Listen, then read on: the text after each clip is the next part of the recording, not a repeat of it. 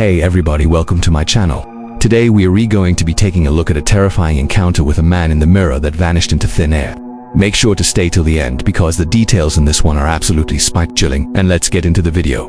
Mirrors, we look at them every single day without thinking twice. But what if, just once, you saw someone else looking back at you? Someone who wasn't supposed to be there. Today's story is about a stranger who appeared in a mirror and then vanished without a trace. This account comes from a woman named Melissa, who lived in an old apartment building in Chicago. The building itself had a strange history. It was over 100 years old and people often complained about odd noises, cold spots, and the feeling of being watched. But Melissa never believed in any of that. That was, of course, before one night in 2019. She had just finished a late shift and came home around 1 a.m. Exhausted, she went straight to the bathroom to wash her face. As she leaned forward toward the mirror, she froze. Behind her reflection stood a man. He wasn't in the bathroom, he wasn't standing in the room, he was only in the mirror. Melissa described him as tall, wearing an old-fashioned suit, maybe from the 1940s. His face was pale, his eyes dark and hollow. He just stared at her through the glass. At first, she thought it was a trick. Maybe she was overtired or maybe the light was playing tricks. But when she turned around, the bathroom was empty. Nothing. Her heart raced. She looked back at the mirror and the man was still there. Only this time he smiled. Melissa stumbled back and turned away. She grabbed her phone to call her sister, but when she looked again, the stranger was gone. The mirror showed only her reflection. Now, here's where it gets stranger. The next morning, Melissa told her landlord what happened. To her shock, the landlord admitted other tenants had reported the exact same man. Some saw him in the hallways, others in the reflections of windows, and one even claimed he appeared in their bedroom mirror at night. No one knew who he was, but an old rumor about the building said a man had died there in the 1940s, found dead in front of a mirror after taking his own life. Melissa never saw the stranger again, but to this day, she says she avoids mirrors at night. Let me know what you think really happened in this situation in the comments below. I personally have had some weird experiences with mirrors, and I cannot wait to read your thoughts on this one. First off, we have to talk about the setting. An old apartment building with a history of strange occurrences. Right off the bat, we're in a location where the veil between the living and the dead might be a bit more permeable. It's like the building itself is a character in the story, adding an extra layer of creepiness. Then we meet Melissa, who's our main character. She's a practical person who doesn't believe in ghosts, which makes her a great character for a story like this because we can see the story from her point of view. It's almost like the author wanted to make sure we didn't just jump to supernatural conclusions. And then the mirror. Mirrors in stories like these are more than just reflective surfaces. They're portals to other dimensions, funhouses of the soul, places where reality loves to play hide and seek.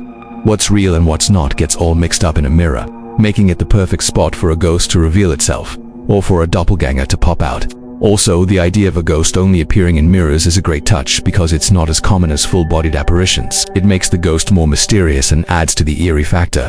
Mirrors are already kind of creepy because they reflect but don't show us everything. There's always a part of us that's hidden, whether it's our reflection flipping around backwards or the fact that mirrors can catch things that aren't quite right. This ties in perfectly with the idea of the supernatural, because ghosts are all about what we can't see. They're the things that go bump in the night, the shadows in the corner of our eye. By showing the ghost only in the mirror, we're forced to rely on Melissa's description and imagination to fill in the blanks. We only get glimpses of the ghost through her eyes, which means we have to confront the idea that we might not fully understand what's happening, just like Melissa. Okay, so the actual scene. It's late, probably past midnight. Melissa is coming home from work. She's tired and just wants to rest. This is important because it shows that when the supernatural decides to reveal itself, it does so when we're most vulnerable or least expecting it. It also plays into the idea that the ghost might be targeting Melissa specifically. Then comes the bathroom. Think about it. Bathrooms are places of vulnerability. They're places where we let our guard down and expose ourselves both literally and figuratively. It's no coincidence that many horror movies have scenes set in bathrooms because there's an inherent fear and mystery surrounding them. When Melissa washes her face, she's essentially cleansing herself, getting rid of the day's dirt and grime, preparing for rest. It's a ritual, a moment of self-care. But that ritual is shattered when she sees the stranger. The contrast between the mundane task and the shocking discovery is what makes the scene so impactful. The way it's described is incredibly effective. Melissa is in a vulnerable position, both physically and emotionally. She's tired, alone, and the bathroom is a place where we're usually safe. The sudden appearance of the stranger shatters that illusion, forcing Melissa to confront the possibility that the world isn't as safe as she thought. The use of sensory details is excellent. The reader can almost feel the coldness of the bathroom, hear the sound of running water, and see the steam rising from Melissa's hands. It pulls us into the story and makes us feel like we're right there in the bathroom with Melissa. And then the twist. The stranger appears again, smiling. It's a small detail, but it completely changes the nature of the story. The smile is a sign of recognition, a way of saying, I know something you don't. It establishes that there's a power dynamic at play and the ghost has the upper hand. The smile is also unsettling because it breaks our expectations. In a typical horror story, the monster usually reveals itself through violence or aggression. But in this case, the ghost is calm, almost friendly. It's as a subversion of our expectations that keeps us on edge, because we do want to know what to expect next. But now let's take a look at the resolution. The next morning, Melissa tells her landlord, and he reveals that other tenants have seen the same stranger. It's a classic horror trope, but it works because it reinforces the idea that Melissa is not crazy. She's not making things up. There's something really powerful about knowing that other people have experienced the same thing. It validates Melissa's experience and makes the ghosts seem all the more real. The story ends with Melissa avoiding mirrors at night. It's a great ending because it leaves us with a sense of unease. The story is over, but the ghost still lingers in our minds. Melissa's decision to avoid mirrors is a clever way of showing how deeply the experience affected her. It's a simple act, but it carries a lot of weight. It shows that even though the story is over, the impact of the experience will stay with Melissa, and by extension, with us as readers, long after we've finished reading the story. Now let's talk about why this is such an effective horror story. First, the pacing is excellent. The story builds slowly, allowing the reader to become immersed in the setting and characters. Then, just when we're comfortable, the rug is pulled out from under us with the appearance of the stranger. Second, the story is told from Melissa's perspective, which creates a sense of immediacy and authenticity. We experience the story as it happens, feeling Melissa's fear and confusion. Third, the story uses sensory details to create a vivid and immersive experience.